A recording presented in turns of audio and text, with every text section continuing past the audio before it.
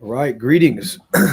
Jackson Hardin here, just doing a little live today. My name's Jackson Hardin. I am I don't know, a coach, work with people, create these videos for men and women business owners, and then just people in general to have some tools and skills to navigate life in a, more effective and embodied way. And today I wanted to record a video. Yesterday I missed my general video recording time. I've been trying to go live at the same time weekly, but I got caught up in some fisticuffs yesterday at a gym. I was training. I went to a gym just to get a workout in, and I ended up staying. Hang on, real quick. Ended up staying for. Well, that's annoying. Ended up staying for several hours, but it was fun. So I wanted to get a video going, and I had a client call yesterday, and we were discussing some ambitions and things that he wanted to create in his life. And one of the things that really kind of came up just initially that I told him that we should do before we start looking at things is we got to look at the state that you're in. We got to look at his emotional state. And he wasn't panicking or spinning out, but developing things from a place of like lack, from a place of overwhelm, from a place of fight or flight, it really limits our perspective. It really limits what we can see. And maybe I'll use a martial arts analogy here. So when you're sparring, if you've ever gone to like a gym, done any boxing or done jujitsu, or this is probably true for other sports too. When you're under pressure, when you're in the ring, and you're new, let's say,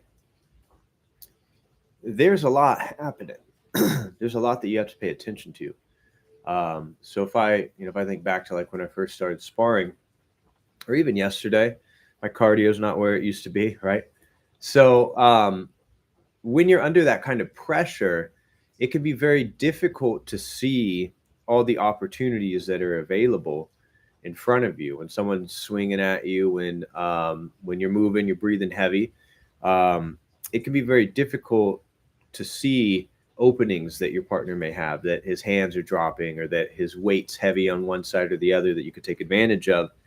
But over time, as you develop the skill, as you get better at training or get better at your sport, you begin to be able to kind of relax in those moments and see those opportunities, and you don't get quite as overwhelmed and quite as worked up.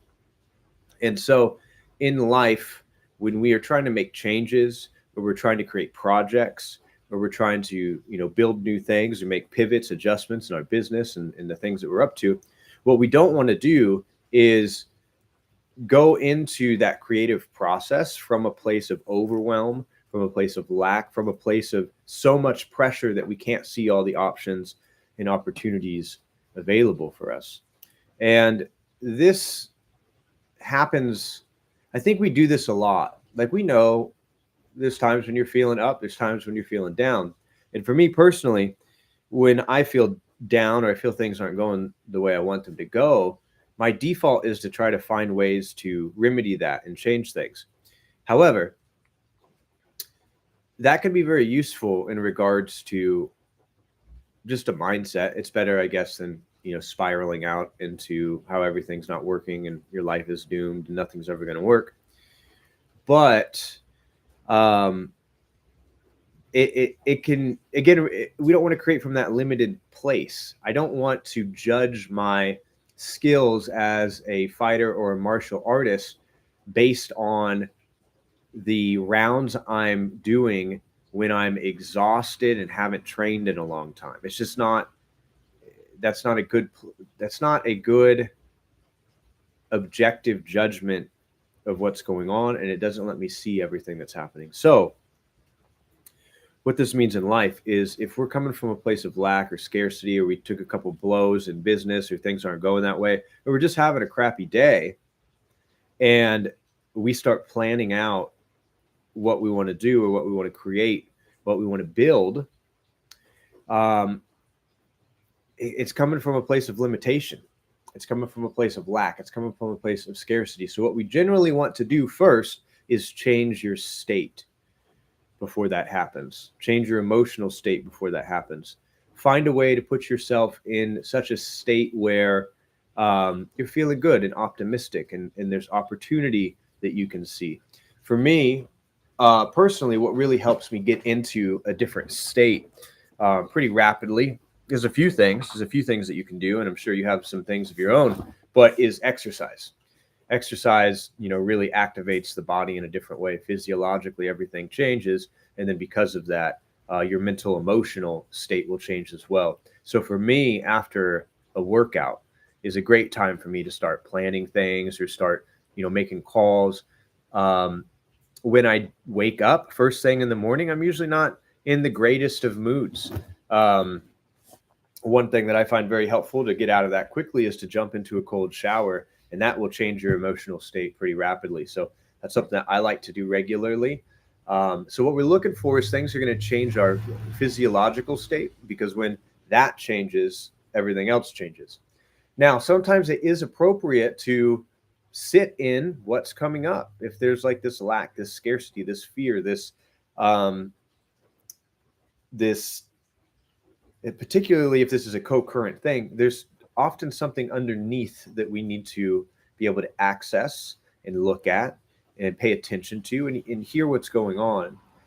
Yesterday we did a practice, I see, I feel, which is something that I learned from one of my mentors, Justin Patrick Pierce, who has an excellent YouTube channel and Patreon with all sorts of practices and skills that you can utilize. His channel focuses mainly on intimacy and relationship. But a lot of those practices and skills that he teaches are also very good for personal development, self-development, self-awareness as well. And so the I see, I feel practice is an opportunity to really connect with what you're feeling and to give that feeling space to be seen and move. If we don't move like these emotional elements that we experience, if we just push them down or ignore them, which is often the case when it comes to the personal development world, is there's, particularly when you're first getting into it, and this state change thing is very popular, like in the Tony Robbins world. I spent a little bit of time there.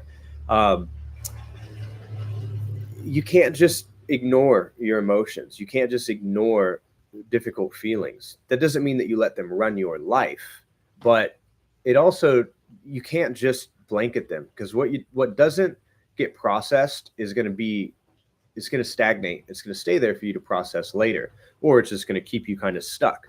So it's important that we have practices and skills to move this energy and to move these emotions.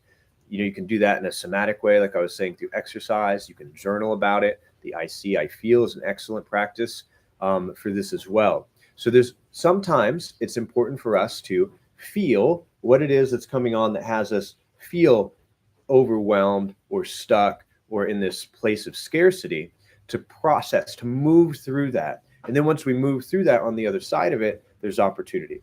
And we can see things. We get the whole perspective once again.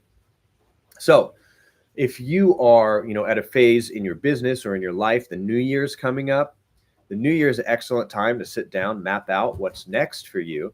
You don't want to do that on your worst day. You don't want to do that, tired, depleted, hungover, and depressed, and not liking what's going on with your life in the world. That's not a good place to create from. I think that's pretty obvious, right? So again, we want to recognize the state that we're in. That's first, bring some awareness to it. And then we want to process whatever that emotional, whatever's going on. Again, we could do that through journaling, through movement, through meditation, through calling and talking to a friend. Once we process and move through that, then we want to start creating. So that's the process. Pretty simple. So if, again, you're at a place where you want to start creating things in your business or in your life in general, or start setting goals, just make sure you're doing it from a place of opportunity and possibility, not from a place of lack. Otherwise, you're going to really limit yourself. I have, it's on my Patreon. I don't think my Patreon's live right now. Maybe in the resources portion, the description of this video, I'll put something there. But the, what is it? The Reset and Reflect PDF that I created a while ago. There's probably some videos on here too about goal setting. In that process, part of what I do is I take my clients, or I'll take people through exercises to change their state before they start setting those goals. And one of the ways that we do it in that PDF, I know, is we look at your accomplishments. So we shift our focus from everything that's not working to the things that have worked before, to the things that we have been successful with. And then once we're coming from that perspective, then we can start actually creating things from a place of opportunity and not from a place of lack or scarcity. So I think it's a pretty simple, straightforward practice. I'm happy to answer any questions that you may have. Leave them in the comment section. And I'll be back on here next week or before that with another video. Appreciate you tuning in. See ya.